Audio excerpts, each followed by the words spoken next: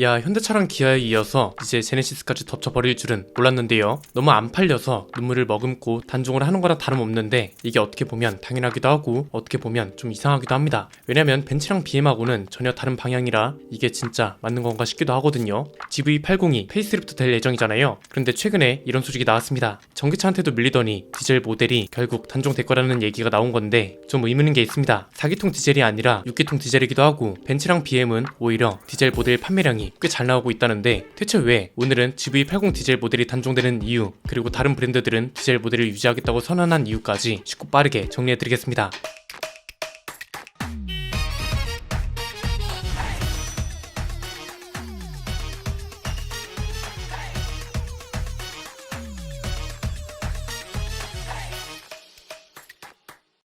GV80 디젤 모델이 단종될 거라고 현대차가 아직 공식 입장을 낸 건 아닙니다. 그런데 이미 이쪽에서 무게가 많이 기운 상태로 전망이 되고 있습니다. 그럴 수밖에 없는 게 최근에 실제로 현대차가 디젤 모델 생산 중단 작업에 착수했다는 이야기도 있고요. 페이스리프트 모델이 나오면서 올해 10월쯤 단종될 거라는 전망이 지배적입니다. 사실 이건 예견된 일이기도 합니다. 일단 판매량이 계속 떨어지고 있죠. 2021년에는 디젤 모델 판매량이 5,701대, 2022년에는 5,211대로 감소했고요. 올해 1월부터 5월까지는 1,208대가 팔려서 작년 같은 기간 대비 50.5% 넘게 감소한 걸로 나타났습니다. 그리고 이미 현대차가 발표한 계획에도 관련 내용이 있었습니다. 2025년까지 제네시스의 모든 차종을 친환경차로 출시하겠다고 선언했죠. 그래서 G70하고 G80은 지난 2021년에 디젤 모델을 모두 단종시켰잖아요. GV80 디젤까지 단종되면 유일하게 디젤 라인업이 남는 건 GV70 뿐인 거고, 얘도 페이스리프트나 연식 변경이 될 때 디젤 모델이 단종될 가능성이 큰 거죠. 사실 제네시스뿐만 아니라 디젤차가 안 팔린다는 건 이미 많이 알려져 왔습니다. 지난 2018년부터 작년까지 잡힌 통계를 보면 휘발유 차는 어느 정도 현상 유지를 하고 있는데 디젤 차는 판매량에 곤두박질 쳤고 전기차랑 하이브리드 차는 우상향 그래프를 그렸거든요. 아직 상용차, 그 중에서도 트럭 같은 차들은 전기차가 완전한 대안이 되고 있진 않지만 승용차는 디젤차의 빈자리를 하이브리드 차랑 저배기량 가솔린 차가 대체하고 있기 때문에 올해 5월 통계 자료도 보면 국내에 등록된 신차 중에 하이브리드 차 대수가 디젤 차를 이겼습니다. 그래서 GV80 디젤의 단종도 어떻게 보면 당연한 것이라고 볼 수 있는데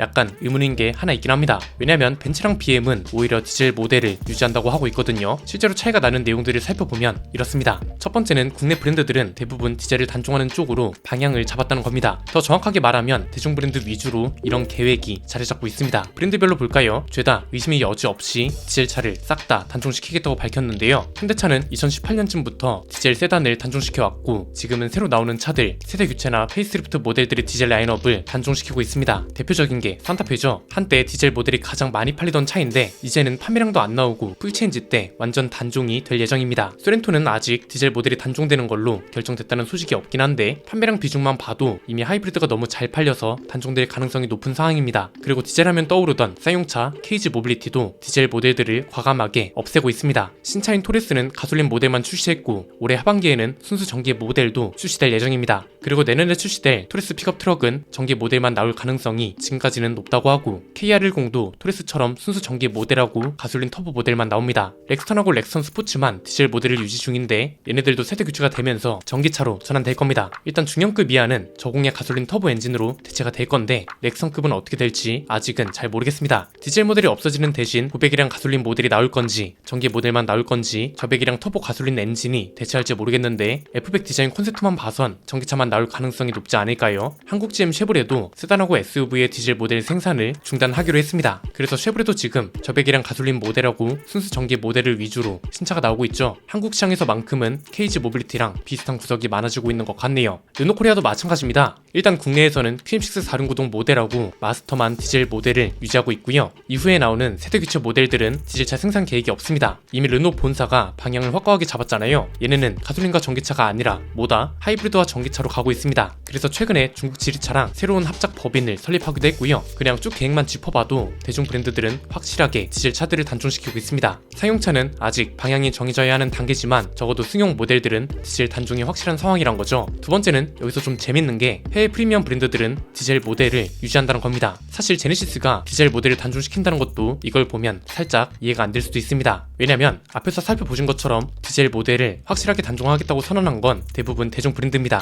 대중 브랜드의 디젤 모델들은 특징이 뭔가요? 4기통 디젤 엔진이죠. 그리고 이 4기통 디젤 엔진을 하이브리드나 조금 작은 차들은 저배기량 가솔린 터보 엔진을 대체하면서 빠르게 사라지고 있단 말이죠. 그런데 프리미엄 브랜드는 얘기가 다릅니다. 여기도 이제 중형급은 4기통 디젤을 쓰지만 대형급은 6기통 디젤이 들어가거든요. 여기서 차이가 좀 발생하는데 벤츠나 BM은 6기통 디젤 모델 수요가 아직 건재하다는 겁니다. 앞에서 봤던 대중 브랜드뿐만 아니라 제네시스 역시 디젤 수요가 확실히 없다는 게 보였잖아요. 그런데 오히려 벤츠랑 BM은 디젤 수요가 여전합니다. 6기통 디젤의 소음이 적고 진동도 거의 가솔린 엔진급이고 효율도 좋다는 걸 알지만 그렇게 따지면 제네시스도 디젤 수요가 건재해야 하는데 이건 또 아니잖아요. 특히 BM은 아예 4기통 디젤 엔진도 유지할 거라고 선언을 해버렸습니다. 신형 5 시리즈 디젤 모델을 유지하겠다고 했는데 아직 국내 출시까지는 모르겠습니다. 왜냐면 디젤 모델 자체가 수입이 계속 중단되는 추세거든요. 그런데 어쨌든 글로벌 시장에서의 디젤 모델은 유지한다는 거고 프리미엄 시장에서 제네시스와는 다른 방향으로 간다는 거죠. 왜 이렇게 갈라지게 된 걸까요? 사실 이유는 간단합니다. GV80은 디젤 모델을 포기하고도 갈아탈 수 있는 선택지가 두 가지입니다. 6기통 가솔린하고 4기통 터보 가솔린이요. 이게 아주 큰 차이를 가져온다고 보시면 됩니다. 실제로 판매량 비율을 보면 2.5 가솔린 판매량이 압도적이잖아요. 그런데 벤츠나 BM은 이 급에서 선택할 수 있는 게 6기통 디젤 아니면 6기통 가솔린 뿐인 거죠. 아마 X5 같은 차가 4기통 터보 가솔린 모델을 내놨으면 이쪽으로 수요가 꽤 많이 이동하지 않았을까 싶은데요. 여기서 할 수 있는 건 아무리 6기통 디젤이라 해도 적절한 대안, 예컨대 하이브리드나 4기통 터보 가솔린 모델이 있으면 웬만하면 수요가 이동한다는 건데, 세 번째는 그래서 대체 뭐가 정답이냐 이겁니다. 이게 저는 개인적으로 새로운 시각이 자리 잡았으면 하는 바람이 있습니다. 사실 소비자들은 정답을 모르고요. 제조사도 마찬가지로 정답을 모릅니다. 물론 국가도 똑같습니다. 미래에서 온 사람들도 아니고 정답을 어떻게 알겠어요? 사실 전기차냐 내연기관 차냐 그렇게 심한 양극화가 생길 필요가 전혀 없다고 보거든요. 좋은 글을 구분할 때 굉장히 여러 가지를 따지는데 그 중에서도 특정 주제나 현상에 대해서 어떠한 이해관계에 놓여있는 사람인지를 봅니다. 예컨대 비트코인 확산을 찬성하는 책이 하나 나왔어요. 그런데 알고 보니까 이 책의 저자가 비트코인 거래소 사장이래요. 이렇게 되면 독자들은 경계를 하면서 글을 접해야 한다 뭐 이런 건데, 사실 전기차나 내연기관 차도 마찬가지라고 봅니다. 전기차가 무조건 답이라고 하는 것도 대부분 이해관계가 얽혀있는 사람들입니다. 환경단체 소속일 수도 있고요. 전기차 주식에 물린 사람일 수도 있고 그 회사 직원일 수도 있습니다. 내연기관 차도 마찬가지고요. 이 말씀을 왜 드리는 거냐면 그 이해관계자들이 틀렸다는 게 아니라 소비자들 입장에선 너무 머리 아프게 정답을 따지지 않아도 된다는 걸 말씀드리고 싶어서 그런 겁니다. 이미 자료가 너무 많이 나왔잖아요. 전기차는 앞으로 지금보다 많아진다는 건 사실이지만 10년 뒤에도 전체 자동차 판매량 중에 점유율을 절반 정도밖에 못 가져갔다는 것도 사실이거든요. 그래서 사실상 우리가 살아가는 동안 전기차가 많아지든 내연기관차가 많아지든 삶에는 크게 변화가 없을 거란 거고요. 자동차 회사들도 결국 본인들의 이해관계에 따라 움직이는 겁니다. 디젤차를 단종시키는 회사들은 디젤차 말고도 이미 대안을 가지고 있거나 대안을 만드는 쪽으로 방향을 튼 회사들이고요. 현대기아차, 쉐보레, KG 모빌리티, 르노코리아 이 회사들도 다 그렇잖아요. 전기차도 있고 내연기관차도 있고 하이브리드 차도 있습니다. 그래서 디젤차를 단종시켜도 딱히 문제가 안 되고 디젤차가 없다고 해서 전기차 시대에 대응이 안 되는 것도 아닙니다. 이건 그런데 독일차 회사들도 마찬가지입니다. 얘네는 6기통 디젤을 대체할 4기통 가솔린 모델만 없는 거고요. 전기차가 완전한 정답이 아니라는 확신을 가지고 있는 회사이기도 합니다. 이건 맞다 틀리다가 아니라 그냥 전략 차이인 거죠.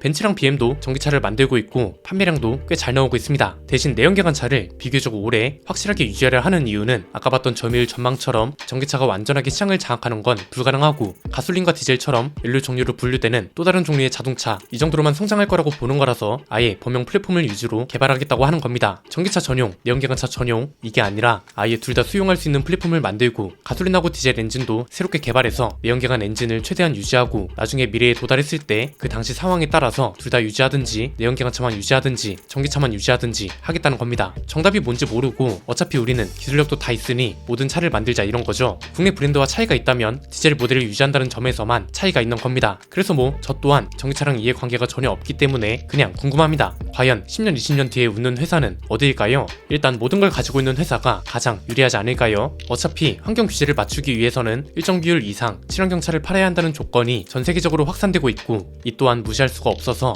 과연 어떤 회사가 웃게 될지 궁금하네요. 오늘 내용은 여기까지입니다. 내용이 유익하셨다면 구독과 좋아요 알림 설정 부탁드립니다. 지금까지 저는 안피디였습니다. 감사합니다.